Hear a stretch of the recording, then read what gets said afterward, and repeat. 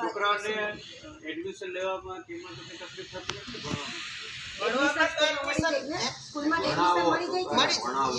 ચોપડા મળે, યુનિફોર્મ મળે, વિદ્યાર્થી ધોરણે જમવાનું સારું જમવાનું મળે ને છોકરાઓ કહે ને કોઈ તકલીફ તો નથી. સરકારી સ્કૂલોમાં ભણાવો, સરકારીમાં જ ભણે આપણે ક્યાં પ્રાઇવેટમાં ભણીએ. અમારા બધા સરકારીમાં જ ભણ્યા છે. હવે તો તમને ખબર છે કે આપણા છોકરાઓ મેડિકલમાં જઈ શકે, ડૉક્ટર બની શકે, એન્જિનિયર બની શકે, બધું જ આપણે અહીંયા આપણા પ્રદેશમાં જ છે. બધી જ કોલેજો પહેલાં બહારગામ ભણવા જતો, લાખો રૂપિયાનો ખર્ચો થતો, હવે બિલકુલ બધું મફતમાં ભણશે આપણા છોકરા. બસ છોકરાઓને ભણાવો તમે, છોકરા પાસ થાય ને બહુ ધ્યાન આપે. તો આ તમારી મુલાકાત તમે અમને આપી એ બધું તમારો આભાર. તમને પણ જે કંઈ પણ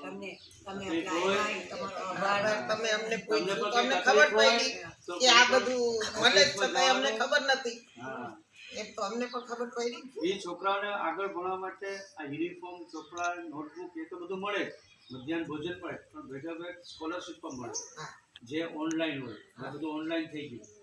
એ ઓનલાઈન તમે સ્કોલરશીપનું ફોર્મ ભરો તો છોકરાઓને જે સરકારના નિયમ પ્રમાણે દર મહિને અને વર્ષના ભેગા એમ તમારા એકાઉન્ટ પર ડાયરેક્ટ પૈસા જમા થઈ જાય.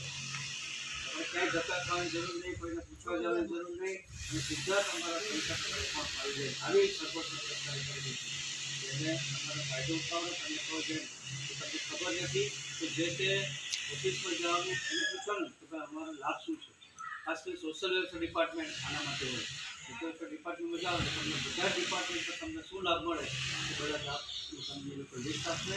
એ સિવાય સ્કૂલમાં બાળકોને શું ફાયદો થાય એ તમે એજ્યુકેશન ઓફિસમાં જાઓ અથવા તો સ્કૂલના હેડમાસ્ટરને મળી હોય એ પણ તમને ગાઈડ કરે કે તમને તમારા બાળકોને કેટલી ફાયદો થાય.